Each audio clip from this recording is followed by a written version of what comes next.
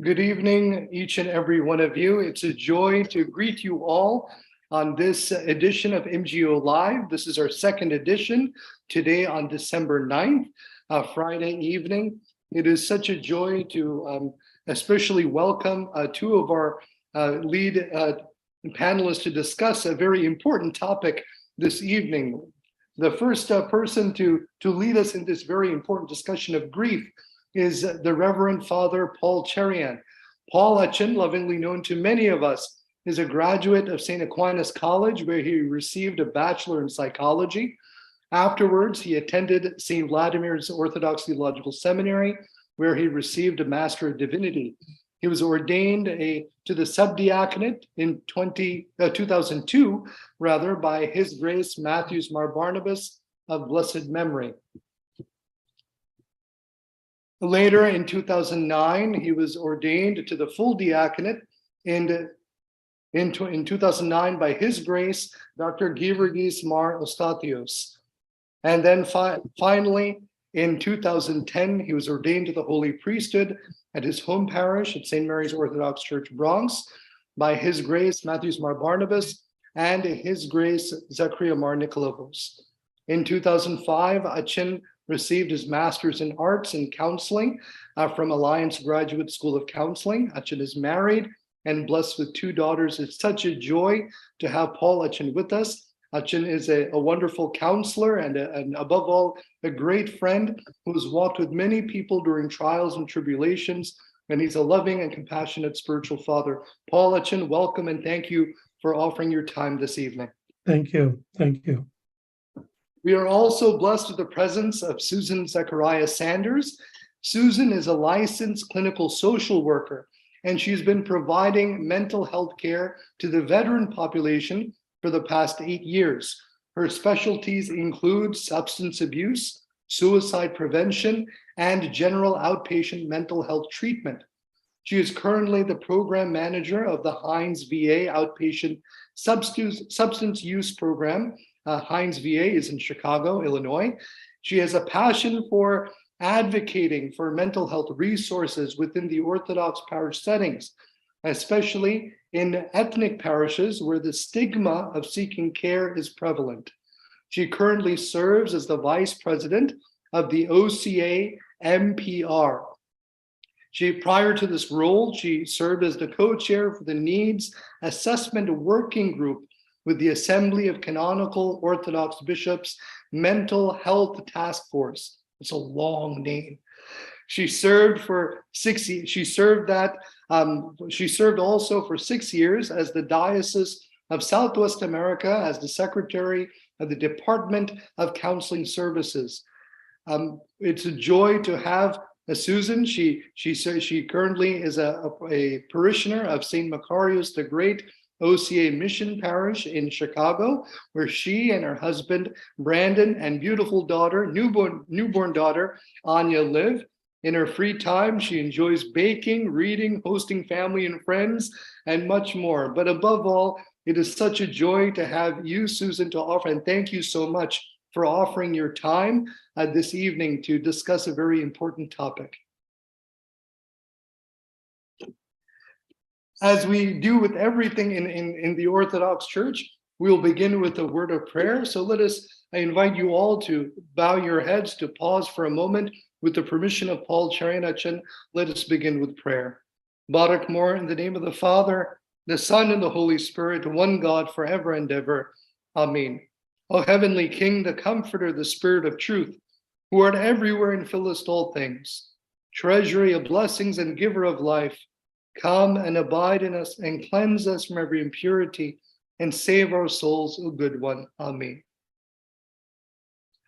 I would like to hand the microphone off for this wonderful topic. I'm looking forward, along with many others on this live MGO Live session, to learn much from Paul Etchen and Susan.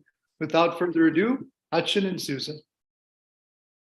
Good evening to all of you. I want to start off by saying a word of appreciation, especially thanking God for this opportunity.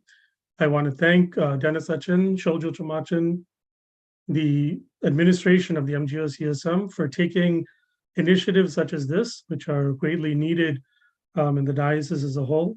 So I applaud you for the leadership that you provided. Two things I want to start off with very briefly this evening. One is, it's truly a blessing that we could come together today, the 10th anniversary of the blessed memory of Matthews Mar Barnabas Metropolitan, that we could gather this evening on his Memorial Day as a community, the community that he served and he loved in all the time that he was here, and even after he retired and he returned back to India. And today his continued prayers and blessings are with us even till today. The second thing is, I want to give a quick shout out to Susan. When Susan was in charge of the counseling aspect for the Diocese of Southwest America, I think I have read everything that you have put out. Most of the majority of the things that you have published, I have been able to read it, review it, and I really applaud you for the leadership that you and your team on the Southwest Diocese took in initiating that and kind of trying to meet the young people and the generations where they are. So I just wanted to put that out there as well. Again, thank you from the bottom of my heart for this opportunity. And I know we're eager to dive into the material, so I won't take up too much time. And I will just say that I echo what Paulichin said. And I also commend MGOCSM for addressing topics that are really difficult to talk about, being willing to approach topics that are better. You know, it feels better not to talk about them. And grief is certainly one of those things that are really difficult to understand. And unfortunately, inevitable for everybody to experience loss of sorts. So, Paulichin and I spoke a little bit earlier, and we both felt that it was a very important topic to discuss currently within the context of COVID, and as folks pass on through life, as the years go on, but it's also a timeless topic to discuss. We can go ahead and get started, Hutchin, if you feel ready. Sure, yeah. A couple of things that I guess I'll throw out there, Susan, and then maybe you can provide your expertise in the area. When I think about this topic of grief, the feeling that arises when you suffer the loss of a loved one, and that it necessarily doesn't always have to be tied to death itself. It can be the end of a relationship. It can be the end of a marriage. So many different ways that you can tie that or define that word grief. Then along with that comes the concept of losing someone, loss, right? Breaking of a bond that you have formed with a person, a place, or a thing. And then the third part of it comes into play, grieving, right? The process of acknowledging the loss and trying to incorporate that in your day-to-day life. So when we look at a natural response to loss, grief, loss, grieving, in those three phases, what would be your response to, how would you express that in terms of your day-to-day work that you do right now? I think one of the important distinctions I think that's helpful to make, not just for definition's sake, but for the actuality of how to process grief, is to distinguish grief and mourning. Because I think grief is the experience internally that we experience. It's the internal experience of thoughts, of feelings. If we lose someone, if we lose something, everyone grieves. We will experience this internal experience. What maybe what not everyone does, but perhaps is the healthy way through grief, is to mourn, which is the expression of that grief. And so different cultures mourn in different ways, different traditions mourn in different ways. But mourning is sort of how we are able to encounter grief face to face and walk through grief, because avoiding grief does not make it go away. nor does it allow us to continue living. In fact, the reality of losing someone that we love and losing something is that oftentimes we may want time to stand still, right? We don't want to move forward. We don't want to know what tomorrow is like without this person. We don't want to know what next year is like, what next Christmas is like, 10 Christmases from today would be like. But the reality is that the clock does tick, and we are here, and we are responsible for the time that we have here. And in one way or another, that time will continue to tick. And how do we make use of that time? That's inevitably going to tick. And so mourning is the way that we are able to express grief and walk through grief. And I think those two things are important, because then the question can become, okay, well, how can I mourn? How do I mourn? True. What does the church say about how we can mourn? How does my culture mourn? How does my household mourn? True. How do my children mourn? And I think to know that means that we are willing to encounter something that we so desperately at times don't want to accept.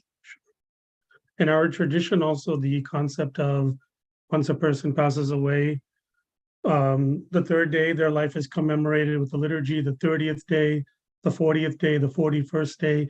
So there are set rules, I guess, in terms of that. But those should never bind anyone, right? We each mourn on our own way. Some people need to be able to express it, right, with tears and with sound. Other people, in their own way of being able to. And for each person, it's going to be different. But to be able to identify how you need to do it, so that, like you said, to best be able to take steps forward. Yeah. We never forget. We never ever forget, but best steps to help us to move forward. And I think the scary thing about approaching grief and beginning to mourn is this idea of, well, what does the end of mourning look like? Exactly right. And if I lose someone that I love, then do I want to stop mourning? Do I want this grief to end? Because when we use metaphors like journey, there's always an end to the journey. And I don't want this journey to end, which is absolutely right and healthy. That's what love is. We don't want that person to disappear, right? And I think that's something that our tradition can teach us in the Orthodox faith, is when we say those words, memory eternal, there is no time bound to a person. There's no time stamp on it. Exactly right. Right. Exactly and so right. when we think to ourselves, we might think to ourselves, oh, okay, I've gotten through the funeral, or I've gotten through 40 days, or I've gone through 1 year, and there may be this expectation that I should be done mourning. I should be done grieving. Maybe I shouldn't bring this person up anymore. Maybe if I'm still crying, this means that the wound is still raw. But there's a place for that, right? That there's, of course, if somebody that we love is gone, if anything, that's an expression of how strong that the impact of that person was. And so I think I'm constantly reminded of those two simple words, memory eternal, really put into context, the reality of the loss of a creation of God, that a person cannot be contained by the number of years they are in this life. Even in our, again, coming back to the church, right? The place that the departed have, there's always a place for the departed among the living, right? Our worship community as a whole, within the walls of the church building, even within our own homes, they're a part of the worshiping community. We're worshiping together. The living and the departed are always worshiping together. In our church worshiping place, the departed have a special place. They're constantly remembered, right? So it's not just on the 40th day or the first anniversary or the 10th anniversary.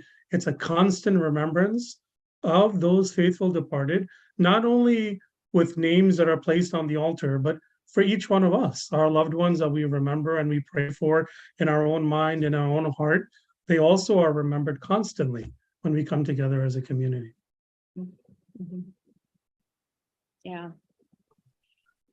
When the concept of the terminology that we use, okay, when we're dealing with grief, the person's in a better place.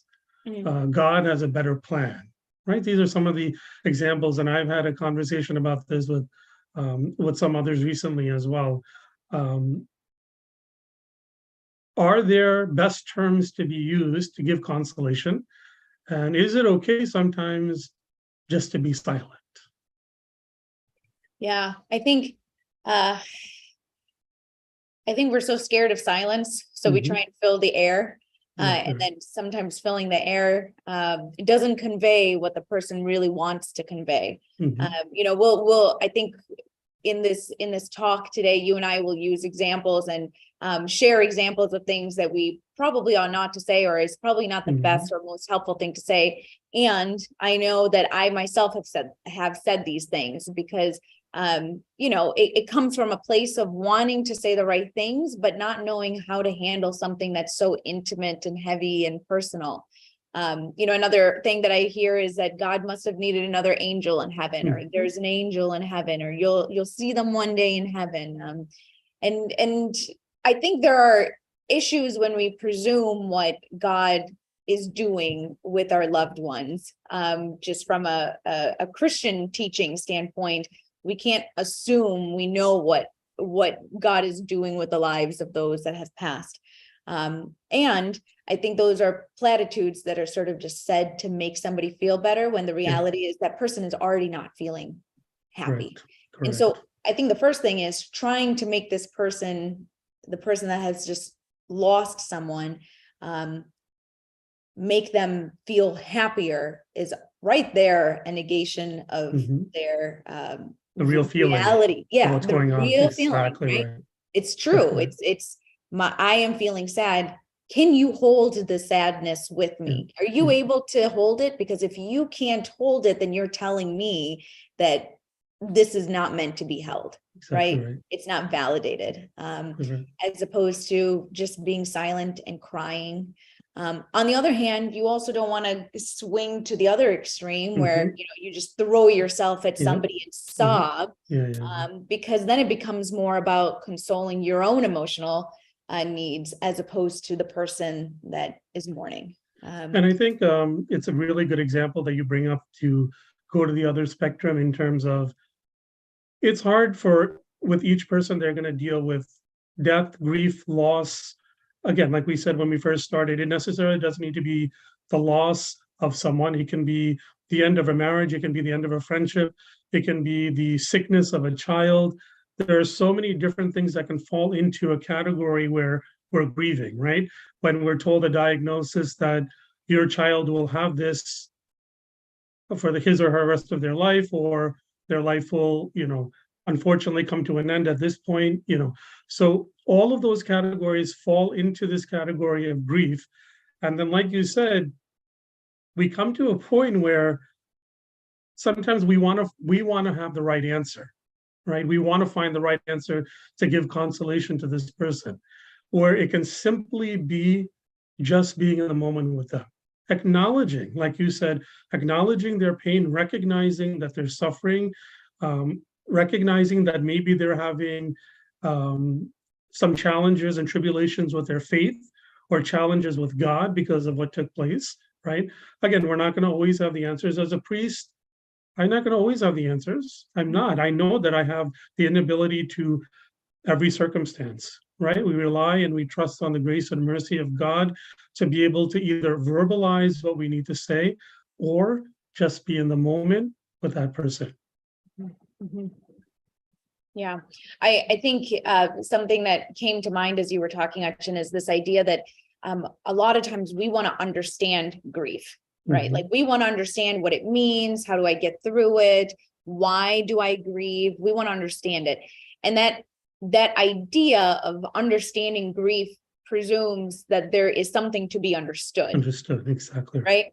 When perhaps there isn't, which is terrifying to think about. Like, how can I be put in a situation that no one has an answer to? Yeah. Even the grief experts will say that it's more so this idea of surrendering to Yeah. grief, submitting to grief, as Correct. opposed to understanding grief, Yeah. which is even more terrifying than the idea of understanding grief, because we're relinquishing control at that point of something that we have no control over.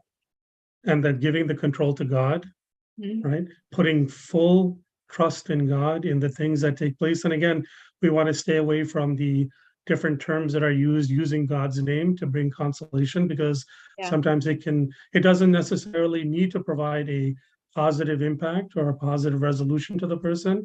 But that the ability to be able to fully trust and rely in God also is extremely challenging, because Absolutely. I don't have the answer. How could I not have the answer? I have Right. 2 master's degrees. Right. I have a job. I'm married with 2 kids. How could I not have the answer? But Right. the reality is that we all don't have the answer. Right. We don't have the answer. Right. And that brings to mind some of the questions that we received during in preparation for this Sure. as well. There were quite a few people that said, is God not listening to my prayers? Because I prayed to God that he might heal so and so, and he didn't. Or, why is this a part of God's will? Why does this happen? These are questions that I think are very human questions to ask once we start the process of mourning, right? Because we're confronted with that. We're confronted with, why does this happen? This person wasn't bad. Why is this, why was he punished instead of this other person that lived a particular life? It's not fair. It's all of those things we're forced to confront ourselves with. In one of the challenges that I find is being able to reach out for help, finding resources to be able to help, right? And I think our community has a lot of work to do in this area. I'm including myself. I have not done it either, so I'm including myself in it as well. Like peer groups, grief counseling, right?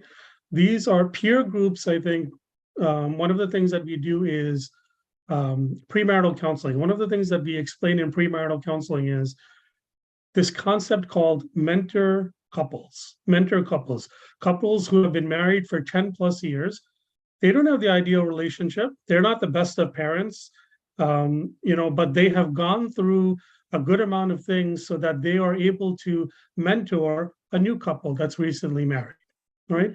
And the same way, support groups that we could create, that we could organize together based off of the experiences that we have encountered, right? Based off the experiences that we have encountered. That's one side. The second side is professionals, right? Through our insurance carriers and through our providers, being able to find avenues to get the help when we feel like we might be going into a darker place, right? If we're not making progress in our healing and taking steps forward rather taking steps back, these are all concepts that we want to keep in our mind. There's a great book that I actually read recently called Memory Eternal: Living with Grief. Sure. As Orthodox Christians. It's written by Sarah Byrne Martelli.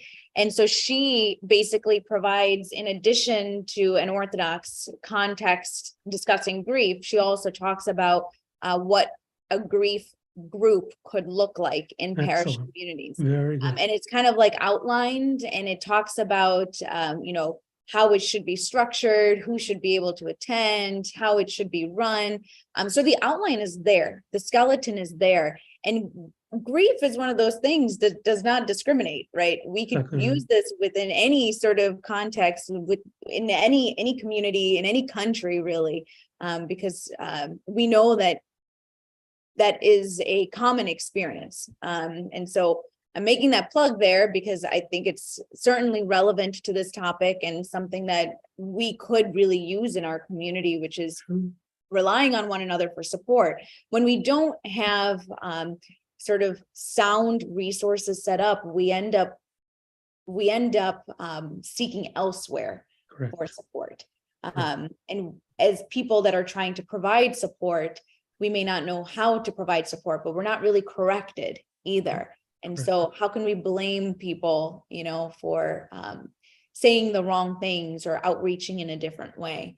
As you're talking, I think there's a couple things that come to mind, and this may come up as we discuss, but I'm just saying this right now. Some of the very simple things that we can do for other people that are grieving. A lot of times people will say, let me know if there's something that I can do for you. Right. Which is great. I've said that so many times. I think I'm pretty sure I texted that today. It's like it's a thing that we say because we mean it. Let me know if there's anything I can do for you. And for the person that's grieving or mourning, that's an additional burden to come up with something. Correct. Right. Come up with something to do. And so a really good way to provide support for somebody that's mourning or grieving the loss of a person or a lifestyle or something is just to say something more concrete. Like, hey, I'm at the grocery store. I'm about to pick up groceries. What do you need?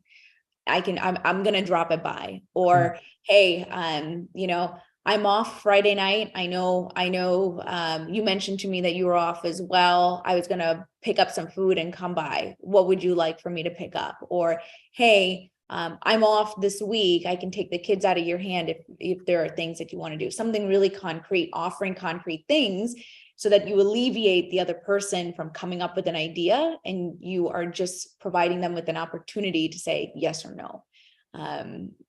Excellent. I think that's super really concrete and very helpful. Yep. The other thing that I think is also important is that a lot of times when other people have lost loved ones, the people that are trying to provide support don't know how to navigate talking about that loss. Like you said earlier, people that end up kind of like talking around it or so. When one of the priests that I know very dearly and well, that I went to college, I was in college and he was the parish priest of the church that I went to, and he had some significant loss in his life. And one day I was getting breakfast with him, and one of the things he said was that he likes when people ask about his daughter's life, who had passed several years before. And when he's given an opportunity to talk about his daughter, he wells up still today. He tears up. It's scary for me because here's my former parish priest and who's trying. But to him, I'm giving him an opportunity to talk about someone that he loves and bring to life. Bring to life this person again, right? And in a different context, the person's not alive in the way they were before, but by talking about this person, you see that this person still exists. And so I think one of the things that we're scared to do, but probably is most beneficial to do, is say the name of the person that is gone. Talk about that story. Tell that person you look like this person, or this I don't know, pumpkin pie reminded me of her the other day. These are things that bring to life this person and gives permission to the grieving person to continue to mourn and not hide this loss. I have a family recommendation that I had made as well. Christmas time is really hard for them, also a loss of a child. So every year they create their family trinket, and the lost child is also a part of that, right? Every year. So imagine, it's like you said, we're at a point of acceptance, recognizing the loss, but the person never leaves us. So that person is always going to be a part, whether it was a stillbirth, it doesn't really matter what circumstance or what situation it was in, but that person is always a part of who we are, right? Always a part of our family. We're a family of not 3, but we're a family of, 4 or 5, right? So small things like that around the holidays to, remind us that this is our family. Our family, and always a part of who we are, and the traditions that we have. Person is also with us. Right. Everything that we do. It's a different way of imagining this person in our family, in our life, right? It's not the disappearance of this person, but rather kind of reconfiguring how this person continues to exist in life. And by doing so, then we have permission to move forward.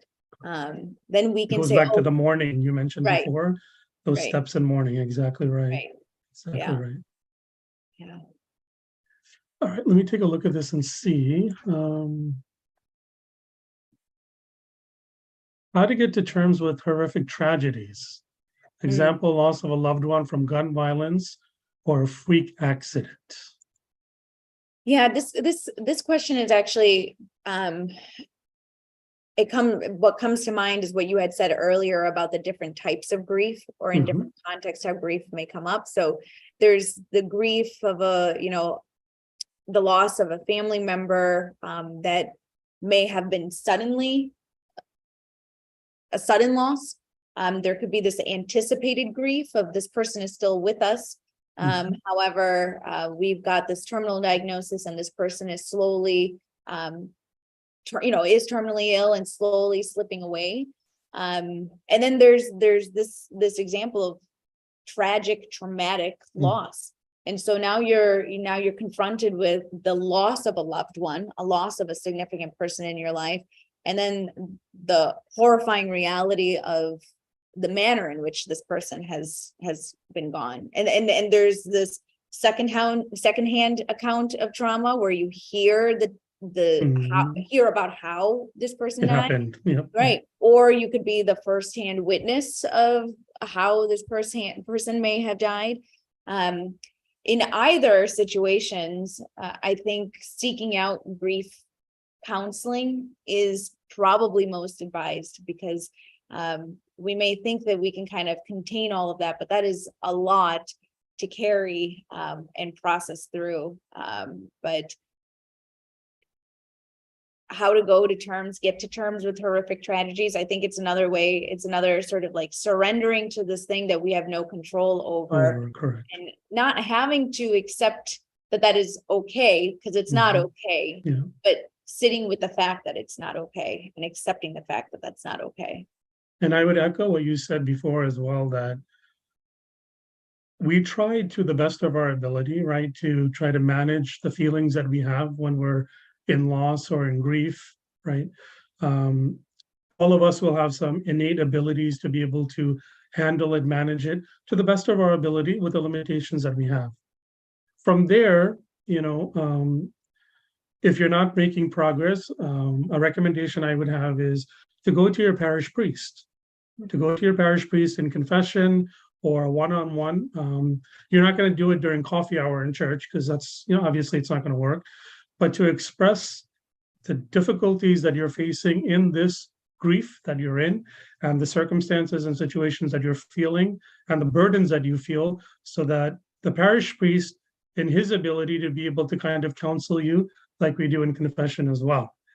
If they're not able to, right, then we move, like we said before, we had talked about before, the great need for resources. And I think the greatest resources that we have are ourselves. I'll give you a quick personal story. I had a personal health struggle about a year and a half ago. Didn't know anything about it. It came out of the blue. It was, it's like night and day. One morning I woke up and it felt like it was like the end of my life, right?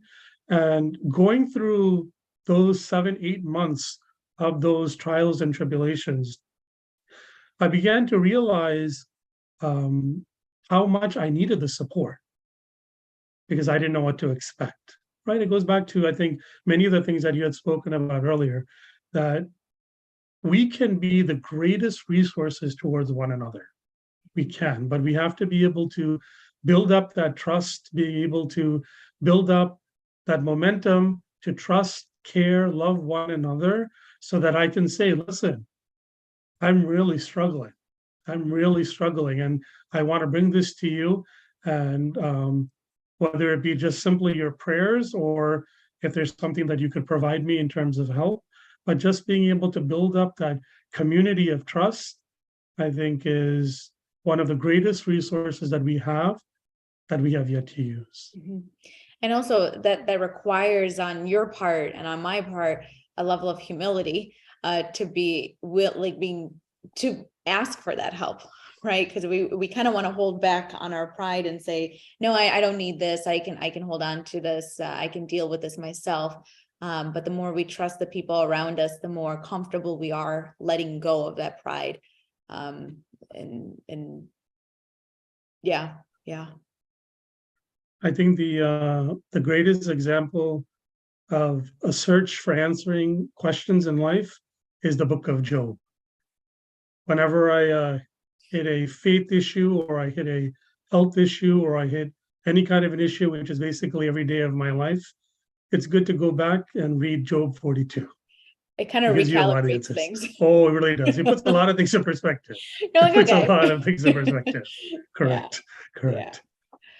Yeah. And I think that's, this is a cliche sort of thing that we might hear in MGOCSMNE conversations and focus conversations, but there's a reason why these people in the scriptures are there, right? Like the book of Job exists so that we can learn from Job. We can learn how God was faithful through his struggles. The book of, the Gospels, but also the Psalms. I mean, Right. to be able to rely on the mourning and the grief of the Mhm. words that was already spoken by David. Correct. He can put Mhm. into words what we're feeling and expressing. And when we don't have words to pray to God in the midst of our trials and grief, being able to use the words that David cried aloud can be helpful. Last week we read the story of the birth of John and Zechariah's song, Mhm. right?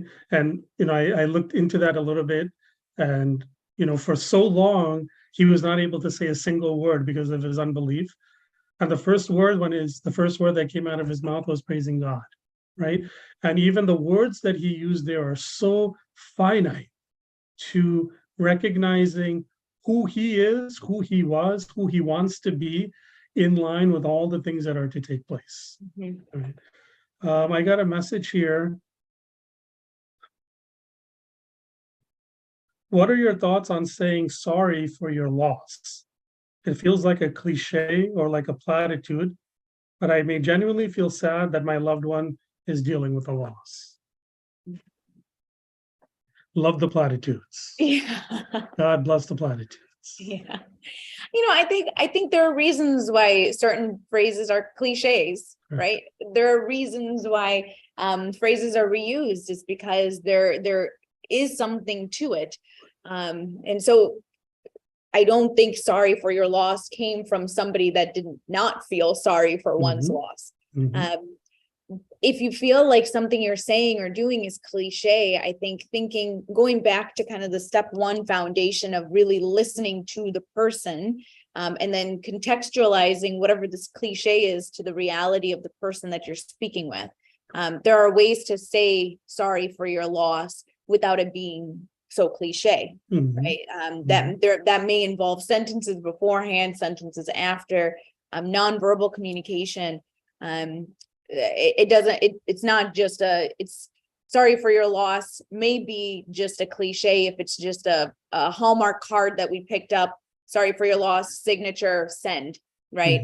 As opposed to really sitting with that person, seeing the grief in that person's eyes, and being able to say, I'm sorry that you have to hold this, right? I'm sorry, I wish I could take this away from you.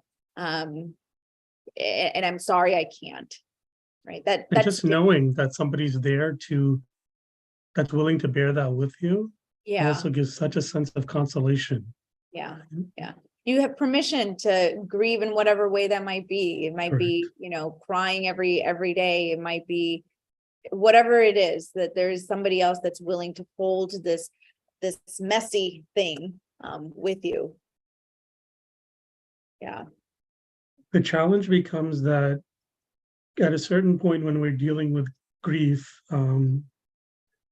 there's no best way to deal with it, right?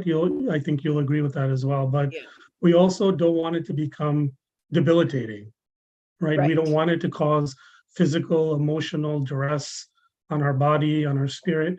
A part of, going back again to your, when you identified about mourning, a part of that unresolved grief and duress are going to be there and it's a part of the process. But when it gets to a point of debilitating, what would be your recommendation? I think, a lot of times in situations like this, we forget the basics. Sleep, eat, Mhm. hygiene, medications, speaking to people, going outside, Exercise. Yep, exactly. exercise, right? Right. Those are real objective things that could be measured. Did I go outside today? Mhm. How much did I walk? Did I Mhm. brush my teeth today? Mhm. What did I eat? Mhm. Has it just been a whole bunch of cookies and chips? Or did I eat something? Because all of those things happen only when we decide to let those things happen. I have to decide to eat a nutritious meal. I have to decide to go for a walk. I have to decide to brush my teeth. If I don't brush my teeth, then I'm just kind of like sitting back and letting life kind of consume me. And so I would probably think that the best way to start an assessment of, is this debilitating, is how am I taking care of my body? How am I taking care of the resources that I'm given today? And then also the other reality is being able, like you said, Achin, being able to use the community around you. Can we ask people, hey, how do you think I'm doing? Right? Is there somebody that you can trust and ask, like, can you let me know if I'm not doing well? Correct. Because Exactly I may right. not be seeing myself clearly. And those are the people that are going to come to you and say that, I'm sorry that you have to bear this, but, with their stillness and their silence, that you can go in and rely on them to check in with you for Right, your well-being, for right. your well-being. And trust this person when they say, hey, you need to snap out of it, Exactly right. right? Like, you need to step outside. You haven't Yeah. brushed your teeth in 4 days. Let's go for a walk. Let's Let's go get go something for to a eat. walk. You can trust that Mhm. person to not be manipulating you, but rather, hey, this person's got my interests at heart. There's a question here. Yeah. What are healthy ways of preparing for the loss of a loved one? Terminal illness, for example. Yeah, that's a great example, or a great question, rather. What are your thoughts, Achin? A healthy way of preparing for loss With of a loved terminal one? illness, the challenge becomes that whether it's a sudden death or it's a death over a course of period of time, it's still death, right? It's a loss of a loved one. A person is being removed from, from our family, from within our core group. So that loss is always going to be there. But as we see people suffer, right, with terminal illness, as much comforting medication that can be provided, there's always going to be that piece of suffering that's there. But again, going back to staying away from the cliche, at least he's not suffering anymore, right? Those are not, to me, those are not helpful things to say, because it's still a loved one of mine who's breathing and lying in a hospital bed or in hospice or at home, where now he or she is no longer there, and I have to bid them farewell, right? So, I would say that the preparation of that becomes spending as much time as we can with that person. Spending as much time as we can with that person, whether it be to reconcile, whether it be to build upon the relationship that we have. There's so many different avenues that can be touched upon with that person when such a situation comes about, but being able to be connected with him or her leading to the end. Yeah. And a big part of that, I would say, would be the spiritual aspect. Spiritual aspect, as much as possible, prayer, Bible reading, pieces like that, and that brings people closer together than we can imagine. Yeah. I'd imagine that the experience of slowly losing someone is hard in different ways, is difficult in different ways than a sudden loss of someone. And with the reality of a slow loss of one's life comes an opportunity to explore that fear with that person. And again, this is really scary to talk about, because if a loved one of mine is terminally ill, I may not want them to talk about death. I may not want to talk about the death.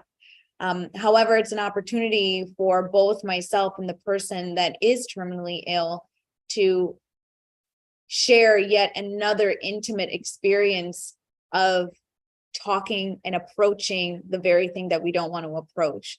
And so that when that person passes, we can hold on to some of the conversations we had about that person's fear of dying.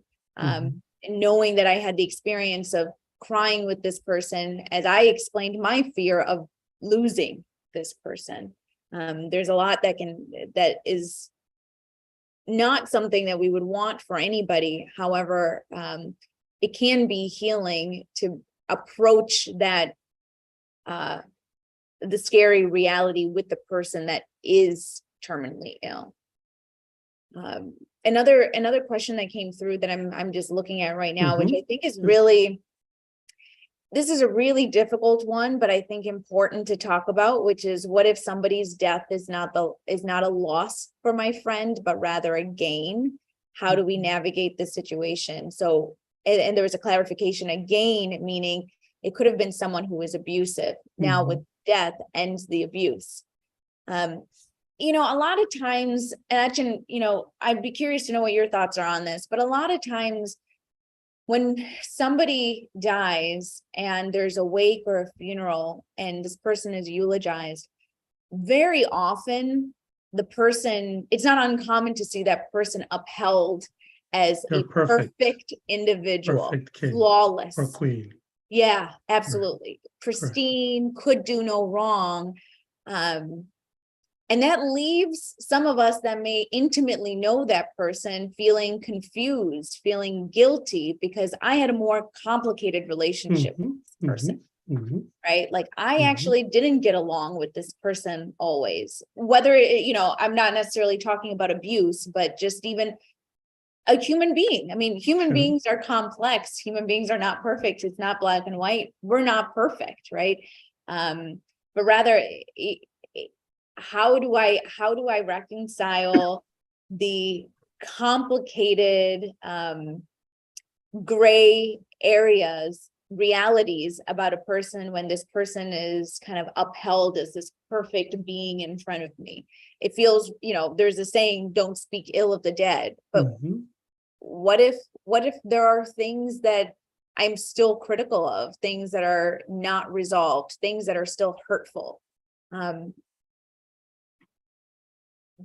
This is a great example of how we don't have permission oftentimes to express these things. But that's the reality. The reality is that if a human being passes, that human being in death is just as complicated as they were when they were alive, right? In so much that, if not more, right?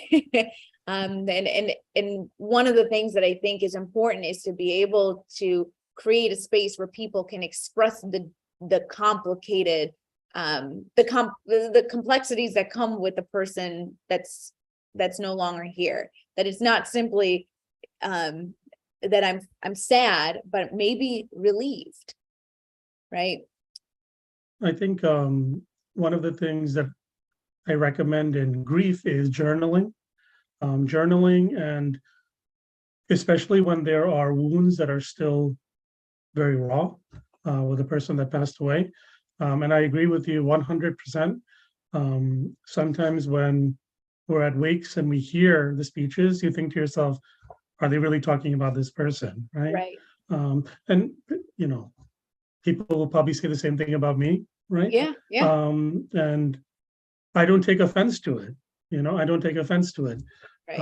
But I think for us, one of the things that you mentioned that I think is really important is how do we, me as an individual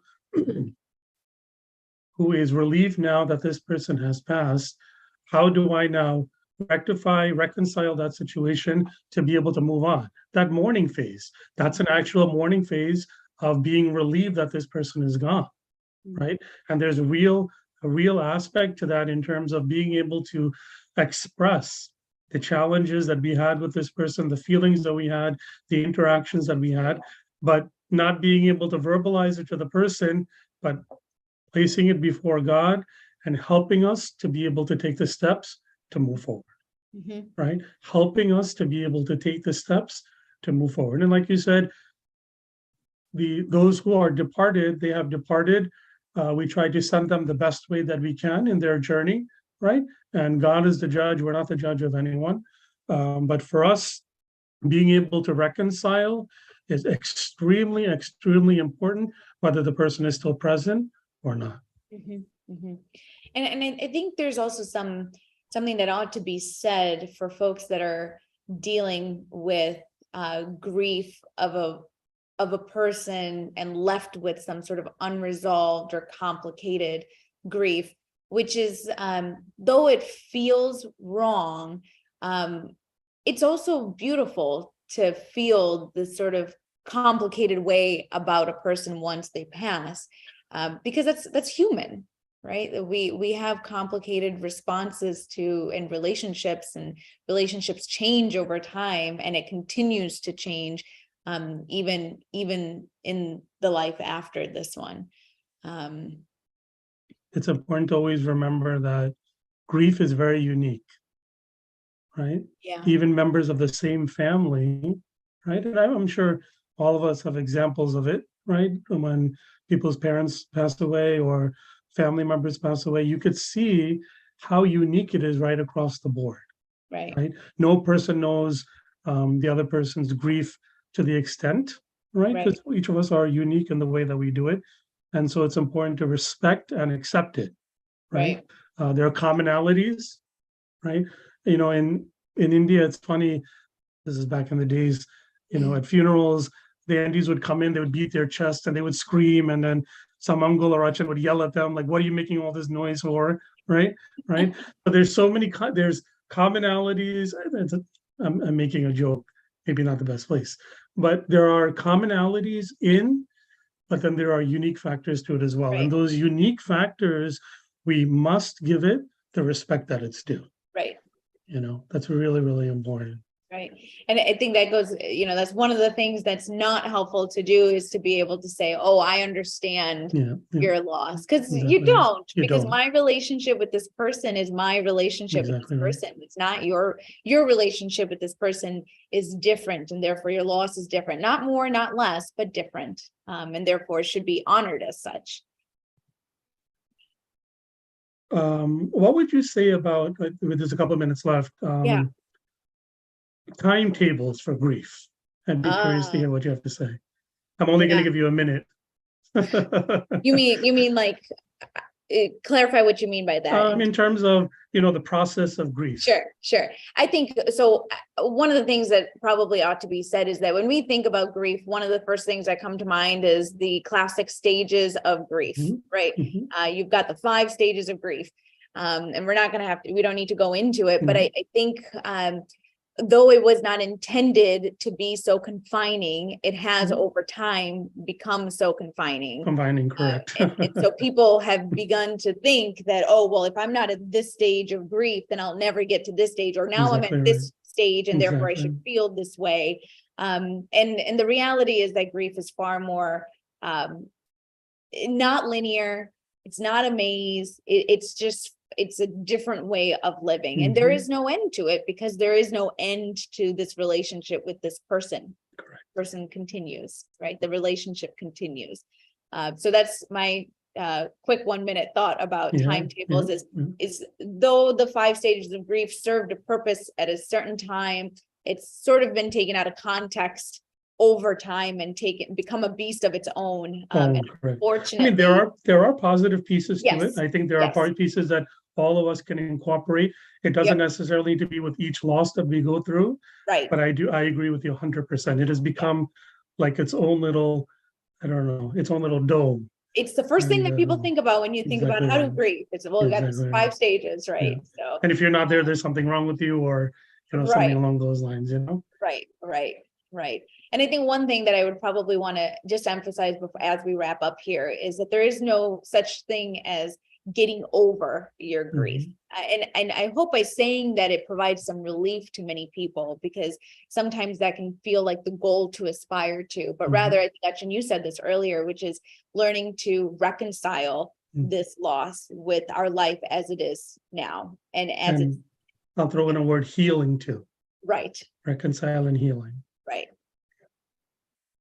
And I'll echo again, one of the things I said, and Susan highlighted it, was we don't always have to use words. You don't always have to use words. Your presence, your prayer, the person that you are can be such a healing touch to people. And unless we don't practice it, the mindfulness piece of it, we don't practice it so much, so we don't know that stillness and calmness that comes with being still towards another person. But I would highly encourage everyone to try it. Highly encourage.